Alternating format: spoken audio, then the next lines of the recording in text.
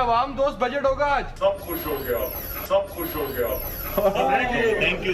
एक ऐसा बजट पेश किया जो एक ग्रोथ बजट है। गरीब आवाम को ट्रिकल डाउन इफेक्ट का इंतजार नहीं करना पड़ेगा। तो गरीब के साथ हमने पॉलिटिक्स नहीं करनी।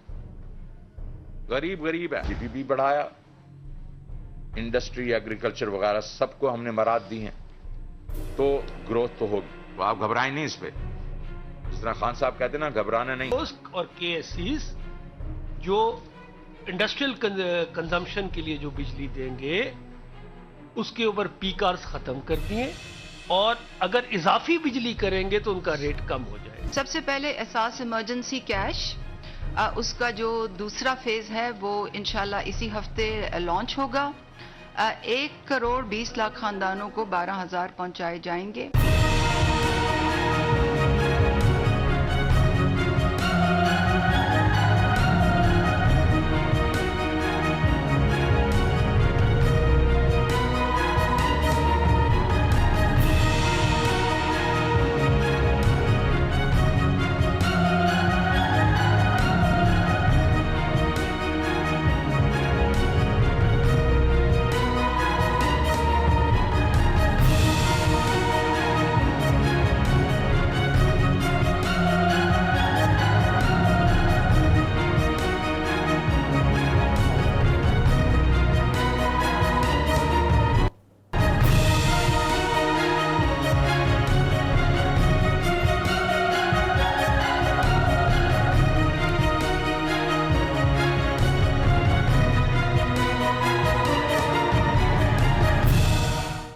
अस्सलाम वालेकुम नाजरीन, हमारे लंदन स्टूडियो से आप देख रहे हैं सिग्नेचर टॉक और मैं हूं अहमद शाहीन।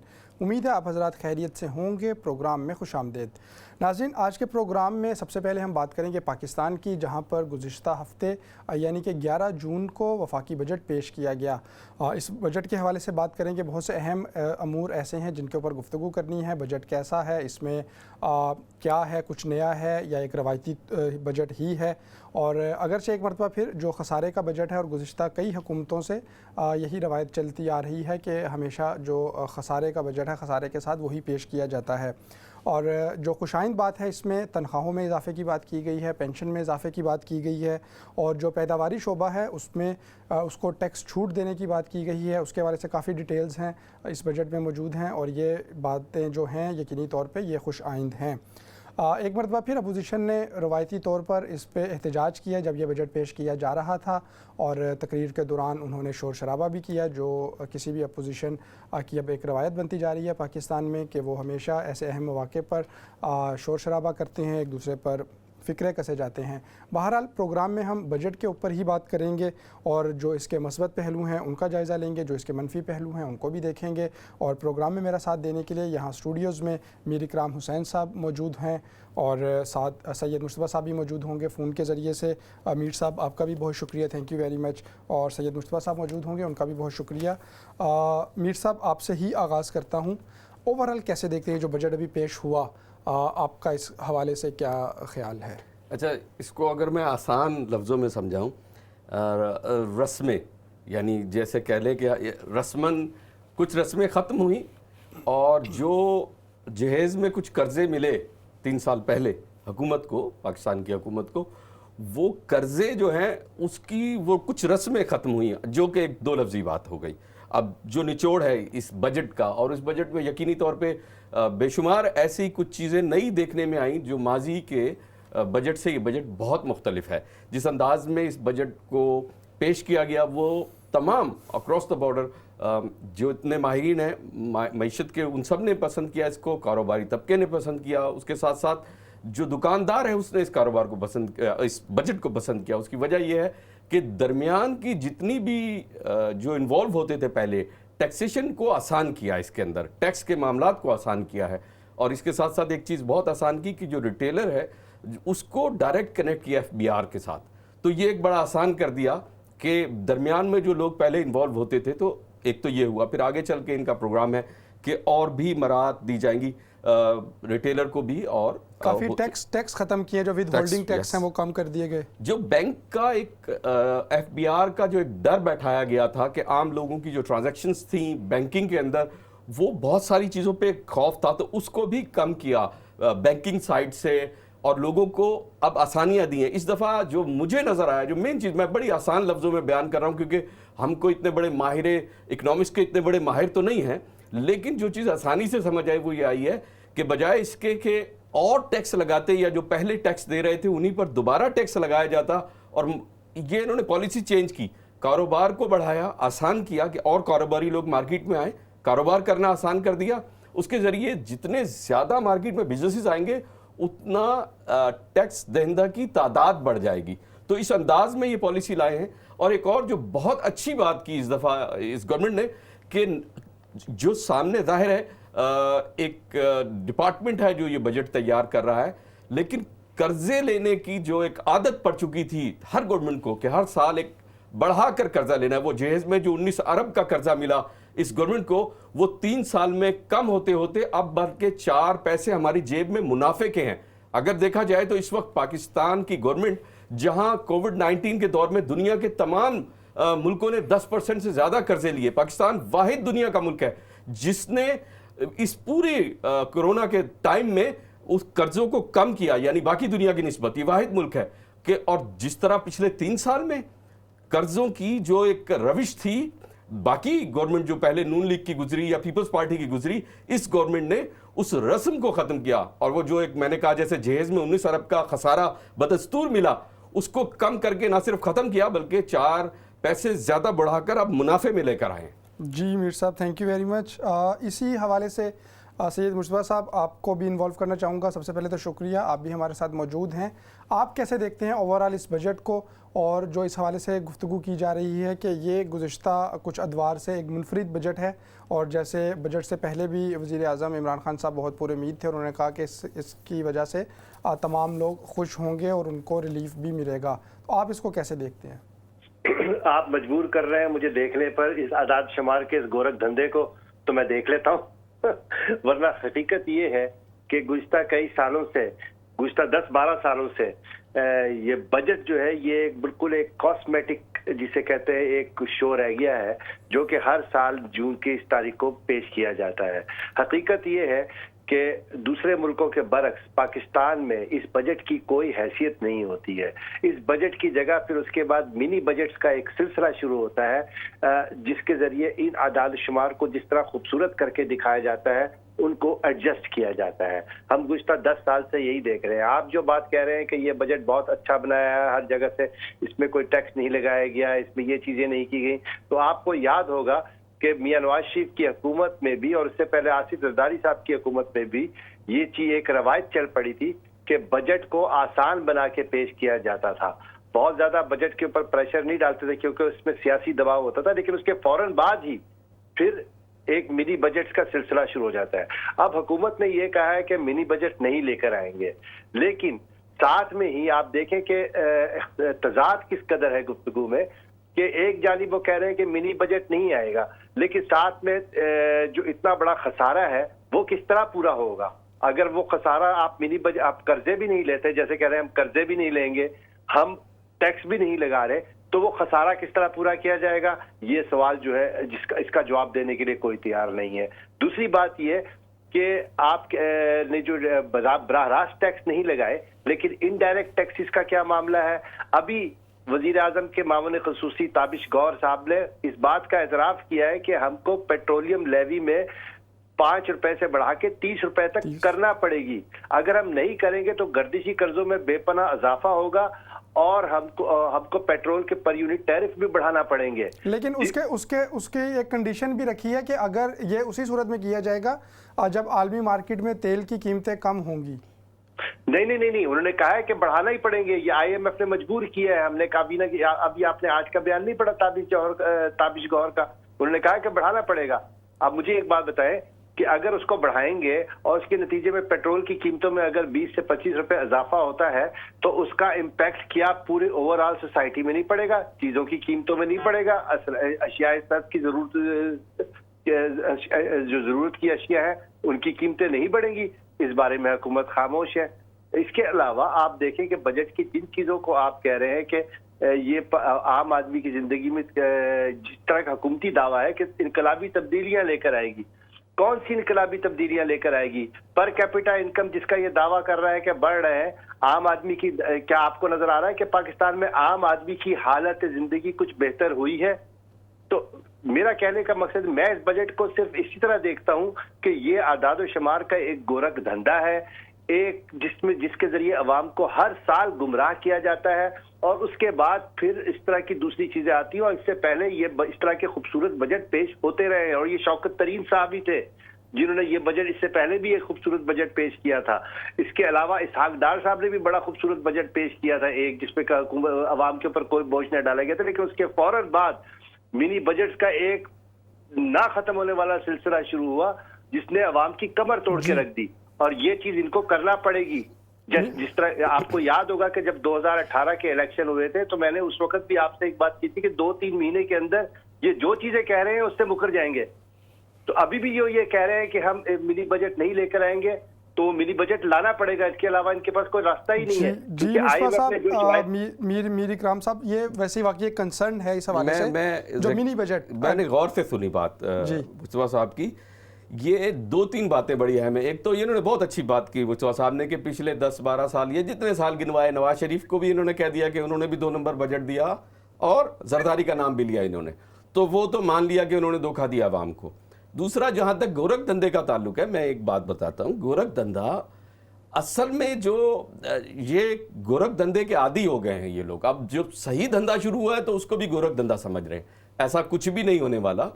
देखिए, एक चीज जो ऐलान किया है कि रसीद, जो वो कहते कैसे रेवेन्यू वो कलेक्ट करेंगे, बहुत आसान रास्ता है कि उन्होंने करोड़ों रुपया, 25 करोड़ पर मंथ ऐलान कर दिया, इनाम की सूरत में देंगे अवाम को, कि जब आप दुकानदार से पक्की रसीद लें, जिस पे टैक्स की जो भी पक्की रसीद है वो गवर्नमेंट को दें, आपका इनाम करोड़ों में निकलेगा।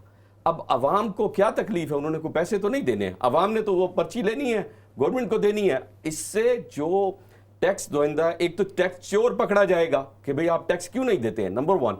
नंबर 2, इस नेट में जिन्होंने टैक्स पे करना है, ज्यादा से ज्यादा बिजनेसेस आएंगे automatically from the day first ये ऐलान हुआ, लोगों को अपनी फायदा होगा कि पर मंथ करोड़ों का उनको इनाम मिलेगा। तो एक तो ये वो रास्ता है जो आसानी से निकाला। अब अगर मैं इसको और भी आसान लफ्जों में कह दूं मुस्तफा साहब, ये इतना पुराना मर्ज है पाकिस्तान में कि इस कौम को आदत है कि ये वो कौम है जो टैक्स ना देने की आदी है। मतलब ये बीमारी की हद तक आदत है कि ये कल्चर है कि हमें टैक्स नहीं देना। तो इसमें इस कौम को ओवरऑल टैक्स कल्चर में लाने के लिए जिस इलाज की और जिस ट्रीटमेंट की जरूरत है वो स्टेप बाय स्टेप होगी, और वो स्टार्ट हो गई है। और सब कह रहे हैं कि ये डायरेक्शन सही है जिस अंदाज में। अब आपके खदशात बिल्कुल ठीक है अपनी जगह पे कि पहले इस तरह बजट आए, फिर मिनी बजट आए और अवाम को एक गोरख धंधा में घुमा के वापस लाकर वहां खड़ा कर दिया। लेकिन साहब, आपको नहीं लगता, या आपका इस हवाले से क्या ख्याल है कि जो मिनी बजट वाली बात है, क्योंकि कई हवालों से गुफ्तगू हो रही है कि बजट तो अच्छा सा पेश कर दिया जाता है लेकिन उसके फ़ौरन बाद मिनी बजट आ जाता है, और हमने खुद मौजूदा हुकूमत के जो गुज़िश्ता अदवार हैं उसमें भी इस बात को देखा और मुशाहिदा किया। तो आपके ख्याल में क्या अब ऐसा क्या कोई मुआवजा हो गया है कि मिनी बजट नहीं आएगा, या किसी और नाम पर जो टैक्सेस हैं वो बाद में नहीं लगा दिए जाएंगे? अच्छा, इसमें 2 चीज़ें बड़ी अहम है आपकी सवाल में। एक तो मिनी बजट क्यों नहीं आएगा, मिनी बजट ना आने की वजह। नंबर 1 कि एक तो जो स्टेट बैंक की पॉलिसीज़ हैं और जो मॉनिटरिंग पॉलिसीज़ को अगर आप इंडिपेंडेंट रखें, और जो कि कंप्लीटली इंडिपेंडेंट हो चुकी हैं और वो उनकी मॉनिटरिंग है अपनी जगह के ऊपर, तो आप अब इस तरह से मजाक नहीं कर सकते। जहां तक इल्ज़ामात थे IMF के हवाले से कि इस बजट को तमाम तर बजट ऐसा होगा कि IMF ही बाकायदा बना कर देगा और वही पेश कर दिया जाएगा, तो वो चीज़ भी सामने नहीं आई। पेंशन्स में इजाफे हुए हैं, तनख्वाहों में इजाफा किया 10%, जो कि आप एक इतने तवील अरसा कोविड-19 में और अभी तक गुजर रहे हैं हम, उस पेंडेमिक से पाकिस्तान गुजर रहा है, उसके बावजूद एक बेहतरीन अवाम दोस्त बजट दिया गया। मैं समझता हूं कि इस वक्त पाकिस्तान की मौजूदा सूरत हाल के हिसाब से कि आप पर से कर्जे कम हुए हैं, पाकिस्तान की गवर्नमेंट ने अब मजीद कर्जे नहीं लिए, आपकी एक्सपोर्ट बढ़ी है, इंपोर्ट कम हुई है, और उसके साथ साथ जो रिलैक्सेशन टेक्सटाइल इंडस्ट्री को दी, टेक्सटाइल इंडस्ट्री दोबारा से जिंदा हुई है। ऐसे बेशुमार इकदामात सामने आए हैं जो इस चीज़ की दलील है कि आने वाले एक वक्तों में टैक्सेशन में भी इजाफा होगा यकीनन। कम से कम एक सिमत का तयन हुआ जी है। बिल्कुल, जी बिल्कुल। अच्छा सैयद मुस्तफ़ा साहब, अगर इस हवाले से पूछना चाहूँ कि ठीक है आपने अपनी राय का इजहार किया बजट के हवाले से, लेकिन अगर इसको हम देखें चूँकि ये मौजूदा हुकूमत का तीसरा बजट है और उनके चौथे वज़ीर ख़जाना हैं जिन्होंने अभी तक के ये 3 सालों में चौथे वज़ीर ख़जाना जिन्होंने ये बजट पेश किया, तो आप इस तनाजुर में अगर देखें तो गुज़िश्ता जो अदवार हैं इसी हुकूमत के जो गुज़िश्ता 2 बजट थे उनके मुकाबले में कैसे देखते हैं इस मौजूदा बजट को जो शौकत तरीन साहब ने पेश किया है? देखिए, मैं आपसे यही बात अर्ज कर रहा हूँ कि जो पिछले जो 2 बजट हुकूमत पे पेश किए, तो पहले तो वो जिस शहर का शिकार थे अवाम, इस पाकिस्तान एक तब्दील होता हुआ मुल्क है, तो उसमें उन्होंने वो मुश्किल फैसले सारे के सारे जो है उस वक्त किए। उस वक्त उनको जरूरत नहीं थी, क्योंकि उस वक्त एक उन्होंने बुखार दिया हुआ था कौम को कि बहुत मुश्किल फैसले करेंगे, हमको करना पड़ेगा, घबराना नहीं। अब तीसरा बजट ये था कि लोग घबराना शुरू हो गए हैं, ठीक है ना। घबराहट आपको नजर आ रही है, आपको अगर किसी को नहीं नजर आ रही तो एक अलग बात है, लेकिन यह कि पाकिस्तान में अब घबराहट नजर आ रही है, तो बड़े पैमाने पे आप उसके नताइज देख सकते हैं। 10 का इलेक्शन में, LA 249 में, मर्दान में जो धड़ाधड़ इलेक्शन जो आ रहे, ये घबराहट का नतीजा है। ऐसे तो नहीं हो गया कि ये वही वाली हुकूमत थी ना कि जब आएगा इमरान तो बनेगा नया पाकिस्तान, तो लोग जौक दर जौक वोट दे रहे थे। लेकिन उसके बाद आप देख लें कि कराची में क्या हाल हुआ, डस्का में क्या हाल हुआ, पै दर पे जो ज़िमनी इंतखाबात हुए हैं उनमें क्या होला, तो लोगों ने घबराना शुरू कर दिया। तो इसलिए ये पहले जो 2 बजट थे उसमें उनको इस कॉस्मेटिक की जरूरत नहीं थी, तो तीसरा बजट जो है उनको कॉस्मेटिक की जरूरत थी, तो उन्होंने ये कॉस्मेटिक की। जहां तक आप बात कह रहे हैं कि आम आदमी की हालत बेहतर होगी, अब जैसे मीर साहब ने पेंशन का जिक्र किया, तो बेचारे आप बताएं कि क्या इजाफा पेंशन में हुआ। 111 अरब रुपए की पेंशन की मद में रखे गए हैं, 111 अरब रुपए। पूरे पाकिस्तान के सरकारी मुलाजमीन 1 से लेकर 22 ग्रेड तक के जो अफसरान हैं, जो वो रिटायर होते हैं, तो उनके लिए 111 अरब रुपए। अरे इससे अच्छे तो बेचारे हमारे आप मुसल्लह अफवाज के लोग हैं जिनके लिए 309 अरब रुपए की पेंशन रखी गई है। सर मेरे पास कुछ और फिगर है, मेरे पास 640 अरब, आप 111 कह रहे हैं। 111 अरब रुपए जनाब, जो मेरे सामने डेटा मौजूद है इस वक्त, जो PR की उस पर 111 अरब रुपए लिखे हुए हैं, ठीक है ना। अब अगर उसके अलावा कोई 600 किसी सीक्रेट फंड में से अगर है तो वो एक अलग बात है। टोटल 8%, ये टोटल पेंशन के लिए मैं बात कर रहा हूँ, टोटल जिसमें सिविलियन भी है और फौज भी है, उनके लिए टोटल पेंशन में फौज के लिए जो है 309 अरब रुपए रखे गए हैं, मुख्तस किए गए हैं, जो टेबल में मौजूद है। अगर ये अदाद शुमार मेरे पास गलत है तो मैं माजरत चाहूंगा, लेकिन 309 अरब रुपए इस वक्त मेरे सामने जो मौजूद है उसमें ये 309 अरब रुपए जो है फौज की पेंशनों के लिए, और 111 अरब रुपए जो है बेचारे गरीब सरकारी और ये इससे ज्यादा डिजर्व भी नहीं करते, शायद हमारी आवाम इससे ज्यादा डिजर्व नहीं करते। जिनको जो डिजर्व करते हैं उनके लिए रख दिया गया, जो डिजर्व नहीं करते उनके लिए बेचारे 111 अरब रुपए रख दिए, बस यही लो और इसी में खुश हो जाओ। तो गुफ्तगू को नहीं देखिए, मुस्तफा साहब की जो मैंने बड़ी ज़बरदस्त बात है, बहुत अच्छी बात है कि ये किसी ना किसी तरीके से पिन मार देते हैं कि वहाँ जो डिजर्व करते थे उनको मिला, जिनको अवाम है इसी काबिल। और सर अवाम इस काबिल नहीं है, अवाम इससे ज़्यादा काबिल है माशाल्लाह। प्रॉब्लम ये है कि आपकी अवाम टैक्स देने का मिजाज नहीं रखती।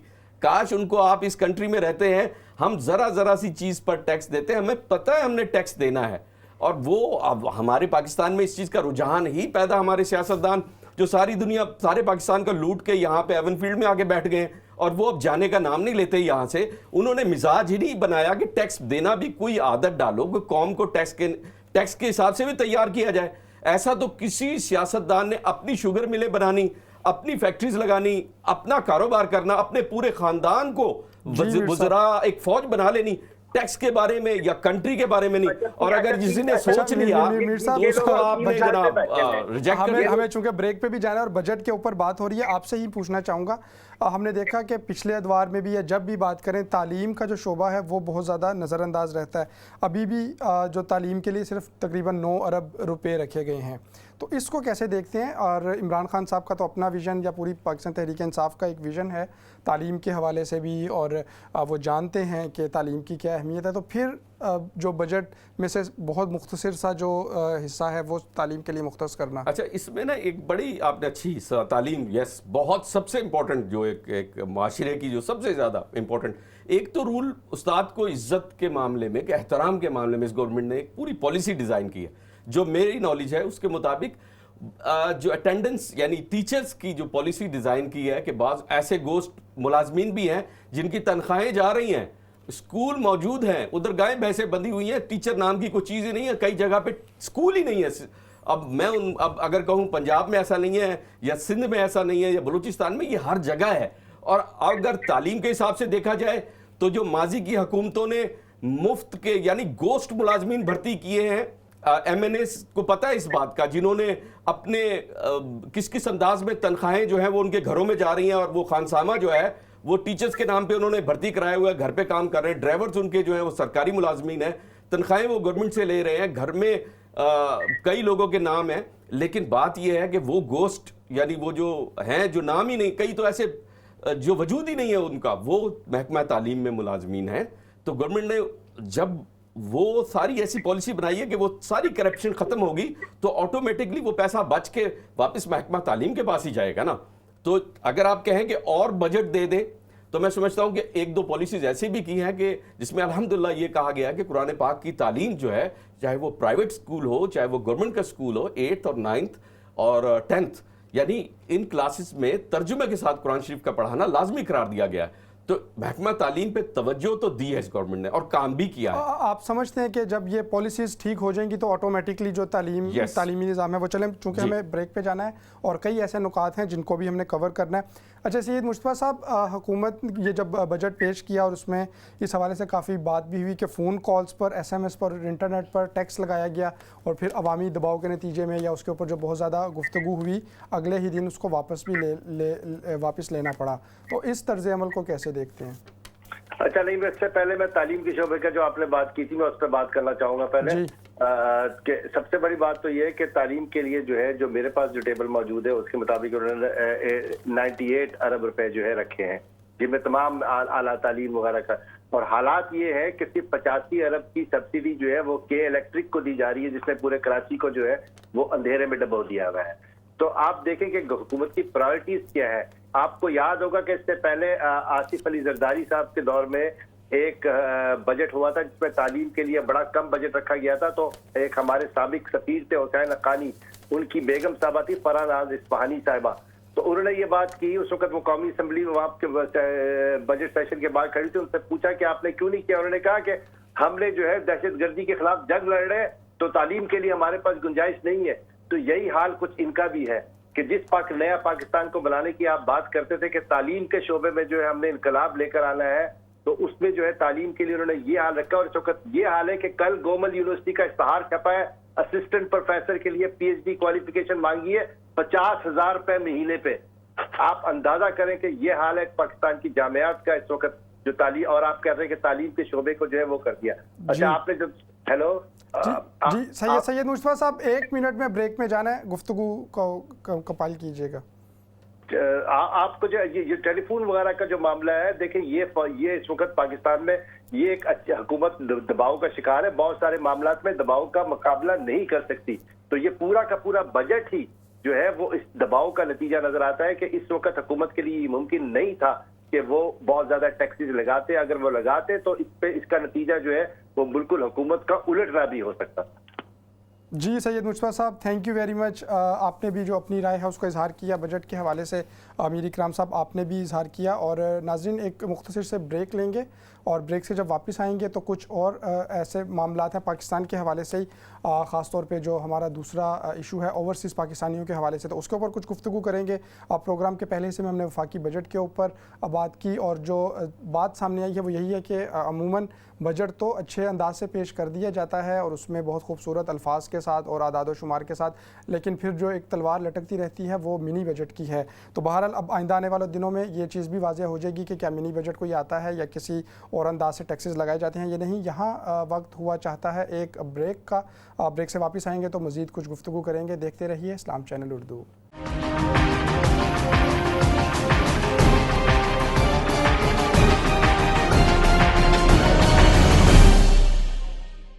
साहब और मुश्तबा सैयद साहब, और हम गुफ्तगू कर रहे हैं पाकिस्तान के हवाले से मुख्तलिफ जो हालात व वाक़यात हैं। प्रोग्राम के पहले हिस्से में हमने बात की जो अभी बजट आया है, और उसके बाद जो प्रोग्राम का ये हिस्सा है इसमें हम बात करेंगे कुछ ओवरसीज़ पाकिस्तानियों के हवाले से। गुज़िश्ता कुछ अरसे से वक्फे से ये बात सामने आती रही है कि जो ओवरसीज़ पाकिस्तानी हैं, बैरून मुल्क मुकीम पाकिस्तानी हैं, उनको वोट का राइट होना चाहिए या नहीं, यानी कि वो जो पाकिस्तान में इलेक्शन का अमल होता है उसमें हिस्सा ले सकते हैं या नहीं। बहुत लोग इसके हक़ में भी हैं और बहुत से लोग हैं उसकी मुखालफत भी करते हैं, मुख्तलिफ़ वजूहात हैं। और गुज़िश्ता हफ़्ते में ही कौमी असम्बली में एक बिल पेश किया गया, फिर उसको मंजूर भी किया गया, और उसकी रूह से जो बैरून मुल्क पाकिस्तानी हैं उनको ये हक़ दिया गया कि वो पाकिस्तान के जो इलेक्शन है उसमें वोट का हक़ जो है वो इस्तेमाल कर सकते हैं। अब इस सिलसिले में जो टेक्निकल चीज़ें हैं उनका तयन किया जाएगा। बहरहाल इस वजह से हालिया दिनों में ये मौजू एक मरतबा फिर मौजू बहस है, इसके ऊपर गुफ्तगू हो भी रही है, और मौजूदा हुकूमत वो वाज़ेह तौर पे चाहती है कि जो बैरून मुल्क मुकीम पाकिस्तानी हैं उनको ये हक़ दिया जाए या उनका जो दरीना मुतालबा है उसको पूरा किया जाए, और उनको मुकम्मल तौर पे ये राइट हासिल है कि वो पाकिस्तान के इलेक्शन में वोट डाल सकें। गुज़िश्ता दिनों अपोजिशन के अहम रहनुमा हैं, पाकिस्तान मुस्लिम लीग नून के रहनुमा हैं अहसन इकबाल साहब, उन्होंने इस हवाले से एक बयान दिया और इस हवाले से जो ये बिल है इसकी मुखालफत भी की, और उनका ये कहना था कि जो ओवरसीज़ पाकिस्तानी हैं वो पाकिस्तान के हालात का इल्म नहीं रखते और लिहाजा वो पाकिस्तान में वोट कास्ट भी नहीं कर सकते। इस पर काफ़ी बहस भी हुई उनके इस बयान पे। बहरहाल जो आज का प्रोग्राम है और इस प्रोग्राम का जो ये हिस्सा है इसमें हम यही बात करेंगे इस मामले के ऊपर भी, और फिर जो इसके क्या मुस्बत पहलू हैं या क्या मनफी पहलू हो सकते हैं इनका भी जायज़ा लेंगे। आप लोग भी अगर प्रोग्राम में शरीक होना चाहें, इस मौजू के ऊपर बात करना चाहें, तो आप ज़रूर टेलीफोन कॉल्स के ज़रिए से शरीक हो सकेंगे। मीर साहब, ये जो है बुनियादी सवाल है, सबसे पहले तो यही आपसे करूँगा कि पाकिस्तानियों को जो ख़ास तौर पर ओवरसीज़ पाकिस्तानी हैं उनको वोट का राइट होना चाहिए या नहीं होना चाहिए? स्ट्रेट फॉरवर्ड जवाब होना चाहिए। 100% उनका हक है। मतलब कोई वो एक ही बाप की दोनों औलादें, एक अगर किसी दूसरे शहर चली गई तो क्या उसका घर से ताल्लुक़ ख़त्म हो गया? वो भी मजदूरी करने अपने बहन भाइयों को छोड़ के, अपने माँ बाप को छोड़ के, और यहाँ आकर कौन सा वो कोई पैलेस में रहते हैं, वो बेचारे जो भी हैं उनमें वो मेहनत मजदूरी, इधर आके स्टोर्स में काम करना, कोई कैब चला रहा है, कोई अपनी मजदूरियां कर रहे हैं, किसी ने चिकन शॉप को, पिज़्ज़ा शॉप को, कोई किसी तरीके से अपना छोटा मोटा काम करके वो अपने पाकिस्तान में भेजते हैं पैसे, अपने रिश्तेदारों को, अपने घर वालों को, अपने माँ बाप को, अपने शहर को, अपने मुल्क के लिए पैसा भेजते हैं। अच्छा, फिर उसके बाद ये है कि ओवरसीज़ पाकिस्तानी को कोई क्यों इस तरह के जो है नून लीग वाले मुखालफत कर रहे हैं, मेरी समझ नहीं आता कि उनकी तरफ से ये मुखालफत आ गई है एहसन इकबाल साहब की तरफ से। एहसन इकबाल साहब ने अभी तक नौरोवाल में तो कोई काम किया नहीं है, उन्होंने कोई ऐसी डेवलपमेंट मुझे बता दें कि नौरोवाल में की है। वहाँ पे वो पीटीआई के अबरारुल हक हैं, उन्होंने फिर भी कोई तारीख में पहली दफ़ा कोई 4 काम, कोई अच्छे काम नारोवाल के लिए उन्होंने स्टार्ट कर दिए। एहसन इकबाल साहब ने कोई टके का काम नहीं किया। अब उन्होंने एक नया शोशा छोड़ दिया कि जी ओवरसीज़ पाकिस्तानी वोट का हक उनको क्यों नहीं, क्योंकि वो साहिवाल में क्या हो रहा है, और जो वहाँ पे लंदन में रहने वाले को, भाई सिर्फ सारे लंदन नहीं आए हैं, सऊदी अरब में भी ओवरसीज़ पाकिस्तानी है, अमेरिका में भी ओवरसीज़ पाकिस्तानी है, जर्मनी में भी हैं, ऑस्ट्रेलिया में भी है, पूरी दुनिया में ओवरसीज़ पाकिस्तानी हैं जो अपने वतन से मोहब्बत करते हैं। एहसन इकबाल साहब थोड़ा सा होश में आ जाए, आप हर बात में भारत की मिसाल देते हैं, आप पाकिस्तान में रहते हैं, उधर की पॉलिसी उधर को चलाने दें, वो अपने मुल्क को चलाएं। हमारे मुल्क में पॉलिसीज, आप गवर्नमेंट में रहे, 3 टाइम प्राइम मिनिस्टर है आपका, आप हर दफा भारत की मिसाल देते हैं, ना दिया करें, पाकिस्तान की मिसाल दें। हमने आगे जाना है, हमें अपने मुल्क की पॉलिसीज को देखना है। तो बीइंग ए रिस्पॉन्सिबल पॉलिटिशियन, आप हमेशा अपने मुल्क की जो पॉलिसीज हैं उनके ऊपर नजर रखें, उसकी बनाएं, ना कि आप इधर उधर की मिसालें दें। फिर सऊदी अरब की मिसाल दें, जहाँ का आपका कामा बना हुआ था, पता नहीं वहाँ आप क्या जॉब करते थे, मिनिस्टर आप इधर थे, जॉब उधर करते थे, ये आज तक समझ नहीं आया हमें कि आप थोड़ा सा अपने आप को बैलेंस करें, एक अच्छे सियासतदान होने का सबूत दें। ये जो आपने ओवरसीज़ पाकिस्तानियों की मुखालफत शुरू कर दी है, ओवरसीज़ पाकिस्तानी अपने वतन को पैसा भेजते हैं, अपने वतन को मतलब यहाँ मजदूरियां करके, छोटे स्टोर्स में काम करके, उधर सऊदी अरब में वो डे एंड नाइट शिफ्ट्स करके मजदूरियां गर्मी में, और वो फिर अपने पाकिस्तान पैसे भेजते हैं, मजदूर तबका। आप कहते हैं जी उनको वोट का हक नहीं है, क्यों नहीं होना? वो नहीं चुने, एक मिनट, वो ना चुने कि सही लोग हमारे हल्के में, अगर वो किसी का ताल्लुक नारोवाली आपके हल्के से, वो ना आप नहीं चाहते कि उधर वोट दे कोई, भाई आपके लीडर भी इधर है, वो भी अब थोड़े अरसे बाद ओवरसीज हो जाएंगे, हो सकता है उनको वोटिंग राइट मिल जाए। आपके लीडर, आपके प्राइम मिनिस्टर जो रहे हैं नवाज शरीफ साहब, वो फिर अब यहाँ पक्के होने के चक्कर में हैं, उनके बच्चे ओवरसीज हैं, तो उनका सोचें कि वो उनके 2 वोट आपको मिल जाएंगे, जो कि नहीं मिलेंगे। ये भी मैं आज आपको एहसन इकबाल साहब को बता दूं। तो लिहाजा ओवरसीज पाकिस्तानी की मुखालफत करने का मकसद ये है कि आप अपने सगे भाइयों को, जिन्होंने अपने लिए जो दर्द रखते हैं, अपने, हम जनाब यहाँ पर ट्रैवल करते हैं अहमद शाहीन साहब, महंगी महंगी टिकटें ले के पाकिस्तान जाएंगे, फिर उधर जाके कोविड-19 का टेस्ट करवाएंगे, 6-7 हज़ार उधर देंगे, फिर उसके बाद वापस आए, फिर इधर होटल में ठहरे, 1750 पाउंड इधर दे, जो कि पाकिस्तान के 3-4 लाख रुपए बनते हैं, वो अलहदा भरे। सिर्फ क्या है जी, मोहब्बत है, अपने वतन की मिट्टी से मोहब्बत है। और ये एहसन इकबाल साहब कहते हैं कि जी इनको वोट का राइट नहीं। भाई वोट का राइट इसलिए हम मानते हैं ओवरसीज पाकिस्तानी कि हम कम से कम ये तो कह सकें कि ये शख्स सही है, ये गलत है। अगर और मुल्क की जो सियासत है उसमें शिरकत कर सकें, उसमें अपना, अगर हम यहाँ से तरसीलात ज़र करते हैं तो कम से कम जो पार्टिसिपेशन भी कर सकें। बहरहाल एक कॉलर हैं, उनको भी शरीक करते हैं, फिर सैयद मुस्तफ़ा साहब भी हमारे साथ मौजूद हैं। अस्सलाम वालेकुम कॉलर। वालेकुम सलाम जी। मैं एक मेरा सबसे पहला पॉइंट ये है कि हमारे पास जो है दुनिया की सबसे बेहतरीन फौज हमारे पास है और हमें उस पर फख्र करना चाहिए। लेकिन बदकिस्मती से हमारे पास दुनिया के बदतरीन सियासतदान हैं जो कि हमेशा अपनी फौज को दुनिया में बदनाम करने के लिए। इस मौजू पे अगर आप गुफ्तगू करना चाहती हैं ओवरसीज पाकिस्तानी, क्या आप समझती हैं इनको वोट का राइट होना चाहिए? वोट का राइट होना चाहिए, क्यों नहीं होना चाहिए। लेकिन एक मेरा पॉइंट है, प्लीज मैं ये कहना चाहती हूँ कि जो ये बजट जो इमरान खान ने पेश किया है, क्या ये इसका चेक एंड बैलेंस होगा और क्या इंडिपेंडेंट लोगों को दिया जाएगा या फिर वही अगले इलेक्शन जीतने के लिए रिश्वत दी जाएगी इस बजट की। और जो वाजिद ज़िया हैं SBR को इतनी अच्छी तरह चला रहे थे, तो इन्होंने वाजिद ज़िया को हटा के तो उसका जनाजा निकाल दिया है। वो वाजिद ज़िया लोग जो हैं हमारे मुल्क के एसेट हैं, तो ऐसे लोगों को इस तरीके से अलहदा करना और इस तरह की दावे इतने बड़े, सिर्फ इनके दावे वज़ीर आज़म बनने के लिए थे। चलें, बहरहाल आपने जो बजट वाला इसका कोई छोटा सा आंसर, छोटा सा उसके ऊपर एक कॉलर और है। चलें जी, अस्सलाम वालेकुम कॉलर।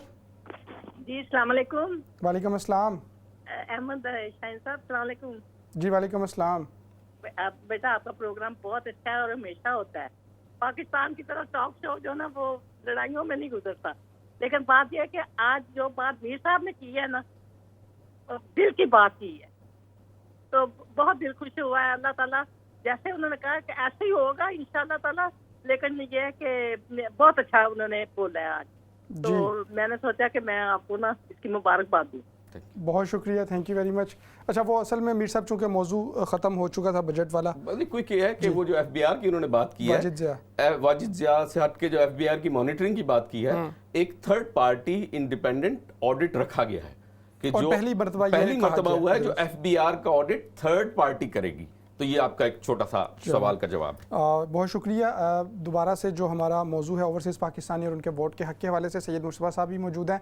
जी मुस्तफ़ा साहब, आप क्या समझते हैं, ज़रूरी है, नहीं ज़रूरी? अगर ज़रूरी है तो क्यों ज़रूरी है, और अगर नहीं ज़रूरी तो उसकी क्या रीज़न होनी चाहिए? अच्छा देखें, जहाँ तक ओवरसीज, पहले तो मैं थोड़ा सा उसका बता दूं कि पाकिस्तान मुस्लिम लीग या PDI या पाकिस्तान पीपल्स पार्टी क्यों मुखालफत कर रही है, ठीक है ना। देखें, ये बात आपको पता है कि वो ये वक्त को समझ नहीं रहे हैं इस बात को। इस वक्त हवा जो है ओवरसीज पाकिस्तानियों की पाकिस्तान तहरीक-ए-इंसाफ के हक में है। आप देख सकते हैं कि गुज़श्ता 2-3 साल में, क्योंकि पाकिस्तान के जो ओवरसीज पाकिस्तानी है वो अभी उन हालात से नहीं गुजरे जिनसे पहले पाकिस्तान गुजर रहे हैं, ठीक है। वो उनको मुश्किलात का सामना नहीं है। वो तेल की कीमतें, आटा, चावल, चीनी, बिजली की वो सूरत हाल का सामना उनको नहीं है। मैं यहाँ पे रहता हूँ, मुझे वो तकलीफ नहीं है जो पाकिस्तान में शदीद गर्मी के अंदर बिजली गई हुई है। मुझे वो तकलीफ नहीं है कि जो मुझे चीनी खरीदते हुए होती है, जो मुझे गोश्त खरीदते हुए होती है, जो मुझे मार्केट जाते हुए होती है, जो मुझको दफ्तरों में जाते हुए होती है, जो मुझे कोई अपना शनाख्ती कार्ड बनाते हुए होती है, वो तकलीफ मुझे नहीं है यहाँ पे, क्योंकि मैं यहाँ पर पाकिस्तान में नहीं हूँ।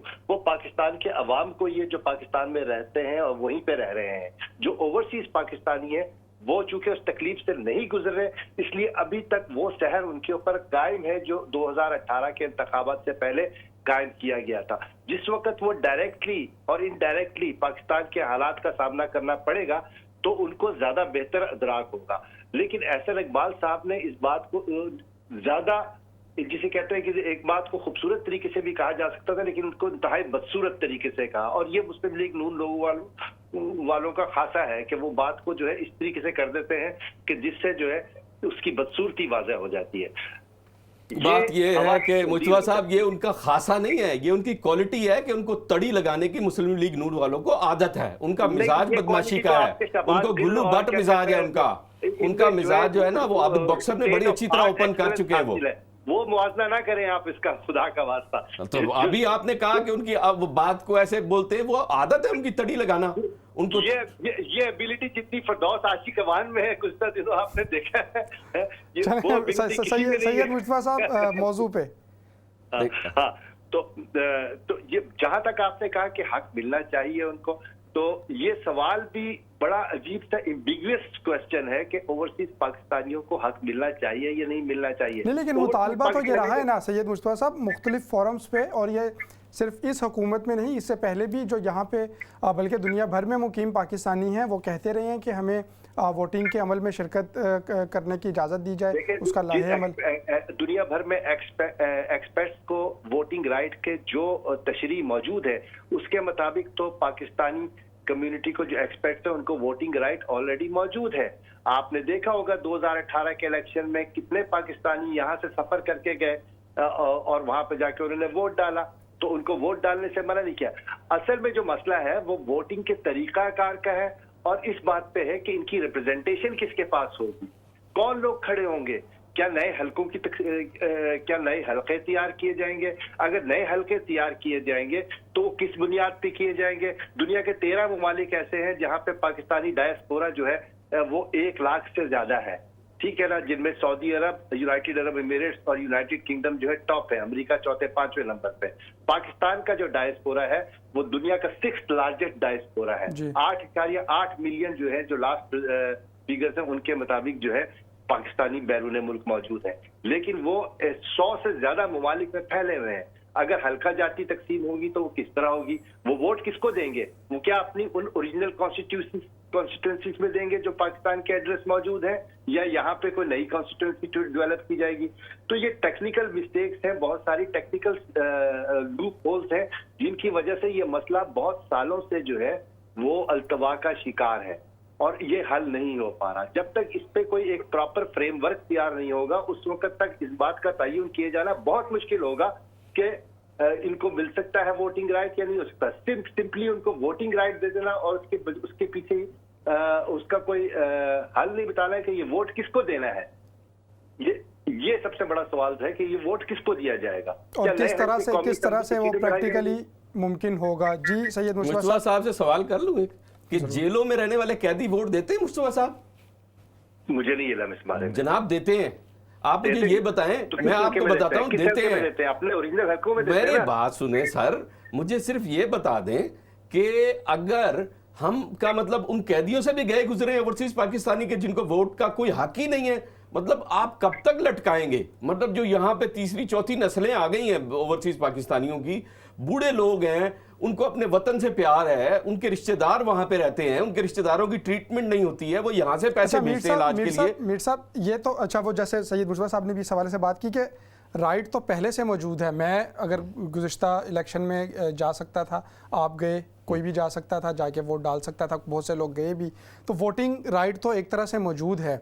तो इस तरह से अगर इसको ये कह देना कि पाकिस्तान या हुकूमत पाकिस्तान या पाकिस्तान का कोई ऐसा तबका है जो ये समझता है कि नहीं देना चाहिए, ये तो शायद थोड़ी सी जी बिल्कुल। अब ऐसे नहीं हो सकता अहमद शाहीन साहब कि मैं यहाँ से 1000 पाउंड का टिकट लूँ और वोट देने जाऊँ, प्लस वहाँ 1000 पाउंड और खर्च करके 3 दिन बाद वापस आऊँ।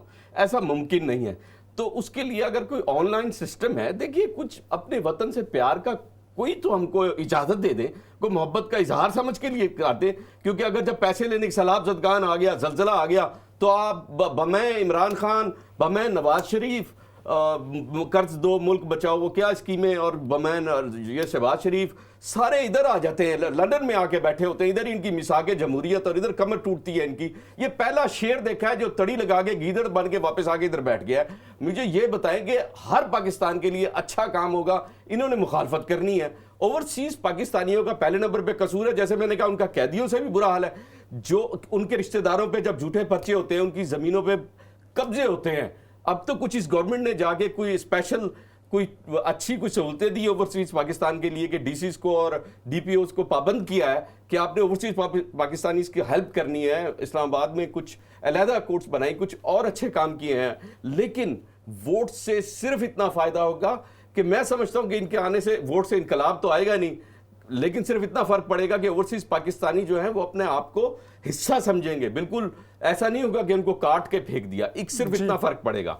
अच्छा मीर साहब, आपने वो शेर का जिक्र किया, तो वो उनका इंतखाबी निशान है, उसको बहरहाल उनकी ज़ात से मंसूब या किसी हवाले से नहीं करना चाहिए। इस पे यकीनी तौर पे ये बात दिल दुखेगा नून लीग वालों का, नहीं, लेकिन बहरहाल नहीं करना नहीं चाहिए ये टीवी पे बैठ के इस तरह की बात। बहरहाल जो सवालात हैं उस हवाले से दोबारा प्रोग्राम की तरफ आते हैं। सैयद मुस्तफा साहब, टेक्निकल हवालों से अगर देखें, मामला जारी तौर पे अगर ये होता है तो ऑनलाइन वोटिंग ही होगी और उसी से जुड़ा है, तो आपके ख्याल में इस पे क्या तहफ़्फ़ुज़ात हो सकते हैं ऑनलाइन वोटिंग अगर इंट्रोड्यूस कराई जाती है बैरून मुल्क मुकीम पाकिस्तानियों के लिए? इसका एक ही तरीकाकार है जिसके तहत जो मैंने आपको बताया कि टेक्निकल जो है कॉम्प्लिकेशंस थी, और 2013 में भी जब इसको एक्ट ऑफ पार्लियामेंट नहीं बनाया जा सका उसकी वजह टेक्निकल वो थी। और इसमें वो मुखालफत जो है बुनियादी तौर पर ना नून लीग कर रही है ना पीपीपी कर रही है। ये सियासी तौर पे इस्तेमाल किया जा रहा है कि ये मुखालफत कर रहे हैं, ये मुखालफत कर रहे हैं ओवरसीज पाकिस्तानियों की वोटिंग की। इन्होंने मुखालफत नहीं की, बिल्कुल भी, पहले भी नहीं मुखालफत की थी। आप नहीं, लेकिन एहसान इकबाल साहब ने जो ये बयान दिया कि सैयद मुश्तबा साहब, एहसान इकबाल साहब ने जो बयान दिया है कि वो जानते नहीं है, कम से कम ये बयान इस तरह से तो नहीं देना चाहिए था ना कि बैरून मुल्क पाकिस्तानी जो है वो पाकिस्तान के मसाइल का इदराक भी रखते। स्टेटमेंट मुस्लिम लीग की कभी भी नहीं रही, इसलिए कि उन्होंने मुस्लिम लीग ढूंढने इससे पहले 2013 में इस मामले को उठाया बाकायदा, लेकिन इसके उस वक्त अपनी हुकूमत थी ना, तो उनको नजर आ रहा था कि वोट हम अपने हक में डलवा सकते हैं।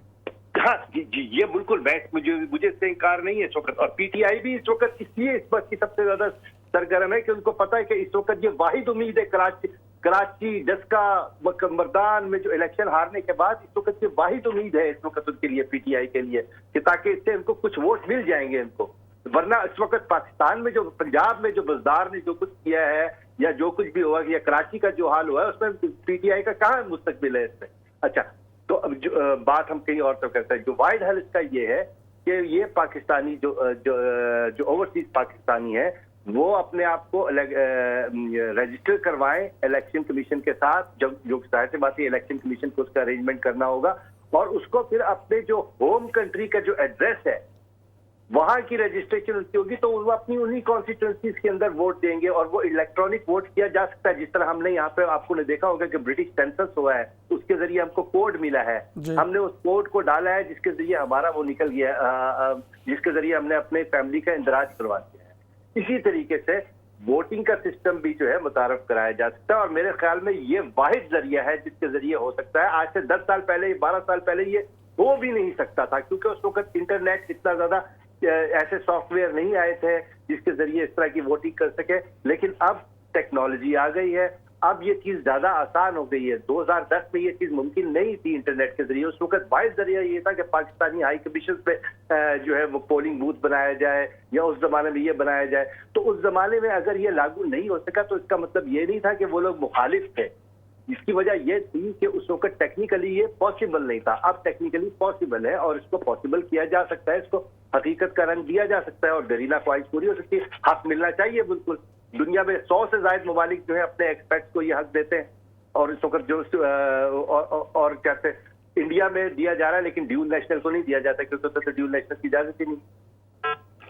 जी अच्छा, एक कॉलर साथ मौजूद हैं मुस्तफा साहब, उनको भी शरीक कर लेते हैं। अस्सलाम वालेकुम कॉलर। क्या तदलील करनी है इसकी? अच्छा, बहरहाल मैं 1-2 मिनट बात करूंगा। जी जी जी, आप लाइव हैं, गुफ्तगू कीजिए। हेलो, अस्सलाम वालेकुम। जी वालेकुम सलाम। अहमद शाहीन साहब, मैं भी 1-2 मिनट आपके प्रोग्राम में बात करना चाहूंगा। तो देखें, ये जो पाकिस्तानियों को वोट का हक देना, मेरे ख्याल में उसमें हमें फायदा क्या होने वाला है? जो पाकिस्तानी बाहर बैठे हैं, अपने बिजनेस कर रहे हैं, नौकरियां कर रहे हैं, काम कर रहे हैं फैमिलीज के साथ, तो हम वोट डालेंगे उन्हीं लोगों को जो पहले ही पाकिस्तान को खा के छुपे हुए हैं, भाग गए हैं, क्या क्या उन्होंने हमारे मुल्क के साथ नहीं किया, तो हम उनको वोट डालेंगे खुद इधर बैठ के। ये मेरे ख्याल में हमारे लिए ज्यादती होगी कि उन्हीं लोगों को वोट डालें जिन्होंने पहले ही मुल्क को लूट लिया है। तो अगर कोई दानेदार लोग हों, कोई अच्छे लोग आ जाएं जो मुल्क को चलाने के लिए काम करें, तो ठीक है, हम उनको जरूर वोट देंगे। लेकिन ये जो अभी सेटअप है, पहले 2 सेटअप थे, ये वही लोग हैं, इधर उधर से शिफ्ट हो गए। तो पाकिस्तान के लिए क्या, ये तो पाकिस्तान की जड़ें काट रहे हैं, काट के चले गए कुछ, बाकी काट रहे हैं। तो मैं तो दानेदारी से कहता हूँ, मैं तो कभी भी इनको वोट नहीं दूंगा। चलें, आपने अपनी राय का इजहार किया, थैंक यू वेरी मच। अच्छा मीर इकराम साहब, चूँकि बैरून मुल्क मुकीम पाकिस्तानी उनके हवाले से गुफ्तगू हो रही है, कुछ गुज़िश्ता अरसे में हमने देखा और हुकूमत ने भी इस हवाले से जो डाटा है वो शेयर किया कि रिकॉर्ड तरसीलातें ज़र हुई हैं, यानी कि यहाँ से जो पैसे भेजे जाते हैं वो रिकॉर्ड उसमें भेजे गए हैं। तो क्या इसको हुकूमत समझ रही है कि ये जो बैरून मुल्क मुकीम पाकिस्तानी हैं उनका उस पर एतमाद है और इसलिए हुकूमत इस मामले को लेके आई है कि वो इसके ज़रिए से अगला इलेक्शन जीतना चाहते हैं आपके ख़्याल में, और इसी वजह से जो अपोजिशन है वो इसकी मुखालफत कर रही है, चूँकि उनको डर है कि अगर ये वोट हुकूमत को पड़ गए तो उनके लिए मुश्किलात का सामना करना पड़ सकता है? तो ऐसे ही जैसे आपने सवाल किया है, कुछ सिचुएशन ऐसी ही है कि ज़ाहिर है सियासत एक सियासत, बहरहाल लोग एक दूसरे की चीज़ों को देखते हैं, दोनों जमातें एक दूसरे की मुखालफत में चलती हैं। कोई अगर सही भी कर रहा है तो उसकी मुखालफत की जाएगी, उसमें से कोई ना कोई। कभी भी मैंने नहीं देखा कि हमारे पाकिस्तान की तारीख में किसी एक सियासी कंपनी कह रहा हूँ, सियासी जमात ने, जो कंपनियां भी बेसिकली सियासी जमात ने दूसरी सियासी जमात की कोई तारीफ की हो, कोई उनको कुछ इस तरह से हिमायत की हो या उनके आगे बढ़कर कोई मशवरा दिया हो कि आपने बेहतर काम किया है, मैं इसमें थोड़ा सा आपको एक और मशवरा देता हूं। एक एक्सटेंशन के सिलसिले में इकट्ठे हो गए थे। हाँ जी बिल्कुल, ये ऐसी बहुत जगह आप इनकी तनख्वाहें रातों रात बढ़ती है, कोई मुखालफत नहीं करता। तो इन जब पार्लियामेंट की जो गाड़ियां बुलेट प्रूफ इनको चाहिए होती है तो कोई मुखालफत नहीं करता। इनको जो सहूलियात चाहिए होती हैं, मुफ्त जहाज में तरक्याती फंड, मुफ्त जहाज में सफर, गाड़ियां और नामालूम क्या क्या मराहत इनको मिलती हैं सियासतदानों को, तमाम जमातों को। तो बहरहाल पॉइंट वही है कि जो मुखालफत बराए मुखालफत है वो बहरहाल अपनी जगह नज़र आती है। और जहाँ तक ओवरसीज़ पाकिस्तानियों की बात आई तो उसमें मैं नहीं समझता कि किसी भी सियासी जमात को मुखालफत करनी चाहिए, क्योंकि हम भी उसी मुल्क का हिस्सा हैं। ओवरसीज़ पाकिस्तानियों की मैं नुमाइंदगी करते हुए एक बात कर रहा हूँ कि ओवरसीज़ पाकिस्तानियों की अगर आप फीलिंग लें तो वो यही उलझे हुए हैं, जैसे मुस्तफा साहब ने कहा कि बड़े अरसे से उलझा के रखा हुआ है कि जी आप नामालूम। मैं मानता हूं कि कई एक बुनियादी कानूनी मराहिल से गुजरना पड़ेगा, और वो बड़े अरसे से बहुत दफ़ा डिबेट हो चुकी है पार्लियामेंट में इस पर। वो तमाम मराहिल जो बुनियादी तौर पे, ख़ास तौर पे जिन्होंने सियासी पनाह ली इस मुल्क में आकर, उसके बाद उन्होंने क्लेम किया और फिर वो पाकिस्तान में वोट डालने, तो वो तमाम मराहिल पाकिस्तान हाई कमीशन जहाँ जहाँ मौजूद है वो उससे गुजरेंगे। तो वो तमाम चीज़ें जो ओवरसीज़ पाकिस्तानी का एक वोटिंग राइट है, आप मत उनको हक दें उससे ज़्यादा, लेकिन जो वोट्स का राइट है वो ये समझ लें कि अगर उनको ये है कि पाकिस्तान में इस वक्त हमारे बहन भाइयों के साथ या हमारे हलके में ये बंदा है, इसको मैं जानता हूँ, ये जेन्युइन है, तो अगर इधर ब्रेडफोर्ड में, बर्मिंघम में, मैनचेस्टर में या सऊदी अरब में, रियाद में, जद्दा में, ऑस्ट्रेलिया में, अमेरिका में, मुख्तलिफ जगहों पर पूरे पाकिस्तान में 100 से ज़्यादा, पूरी दुनिया में 100 से ज़्यादा जहाँ ममालिक में लोग हैं, हो सकता है कि जहाँ वो इतना कुछ पैसा भिजवाते हैं पाकिस्तान, इन्वेस्टमेंट करते हैं, तो वो जब उनको वोट का राइट्स मिलेगा तो आप कहीं ना कहीं उसका एक बेहतर पहलू नजर आएगा। मेरी जाती राय तो ये है। दुरुस्त, बहुत शुक्रिया अमीर इकराम साहब, आप हमारे साथ शरीक रहे। सैयद मुश्तबा साहब, आप भी हमारे साथ शरीक रहे। और नाज़रीन, प्रोग्राम के हिस्से में हमने गुफ्तगू की जो बैरून मुल्क मुकीम पाकिस्तानी हैं, यानी कि ओवरसीज़ पाकिस्तानी हैं, उनके जो उनको वोट का हक देने के हवाले से हुकूमत ने बिल पास की है, उसके ऊपर हमने गुफ्तगू की। और यकीनी तौर पर ये एक दरीना मुतालबा भी था और बहुत से जो हल्के हैं वो इसका मुतालबा कर भी रहे थे। अब आइंदा आने वाले दिनों में ये देखना है कि इसको किस तरह से इम्प्लीमेंट किया जाएगा। इसके साथ ही अपने मेज़बान अहमद शाहीन को इजाज़त दीजिए। मीर इकराम साहब भी साथ मौजूद हैं, सैयद मुश्तबा साहब भी रहे, इनको भी इजाज़त दीजिए। और अगले प्रोग्राम में आपसे एक मरतबा फिर मुलाकात होगी। अल्लाह निगहबान।